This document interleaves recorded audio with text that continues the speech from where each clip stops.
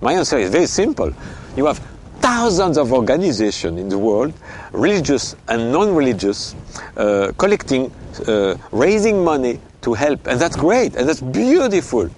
But to help African women to get their clitoris back, none, zero. Only one, Clitoraid. And I'm very proud to have founded this organization.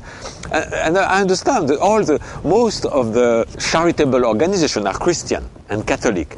So of course they are ready to, and it's beautiful, to collect money to help the starving children of Africa. Wonderful. But they will never move one finger, even the little one, to help the sexuality of African women, because they are against pleasure, against sexual pleasure especially. So nobody will ever move a finger among the Christian communities to help African women to have their orgasm back. And the only one who can do it, of course, it's a philosophy which is in favor, which supports fanatically the right to pleasure and orgasm, the Rael movement. So when I saw that the new technology was available, and that on the other side you had these poor African women which couldn't make enough money to pay for the very little amount of $500, but which is 2 years of salary for an African woman, I said, wait a minute, nobody will move a finger for that. I will do it. And I decided to create Clitoraid. And it's beautiful to give back the right to orgasm and pleasure to African women. It's a fundamental right.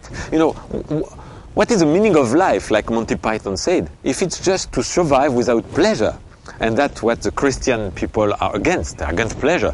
But the creators, the Elohim, what the Christian people call God, created us to have pleasure. And if possible, sexual pleasure and orgasms. It's part of life. It's beautiful. You can have religious orgasm. You can have an orgasm like a prayer.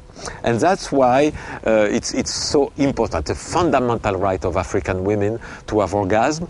And if not, what is the meaning of life? Just to survive like a microbe, like a bacteria? And I think bacteria have some kind of sexual pleasure also. So pleasure is everywhere, especially now in the spring. It's everywhere, and it's I think a duty to African women to give them back their sexuality and orgasm. Food, you know, many African women have enough food, but they don't have any more orgasm because millions of them who have enough food, they don't have a clitoris. So thanks to this wonderful doctor who created this technology, we can give them back pleasure.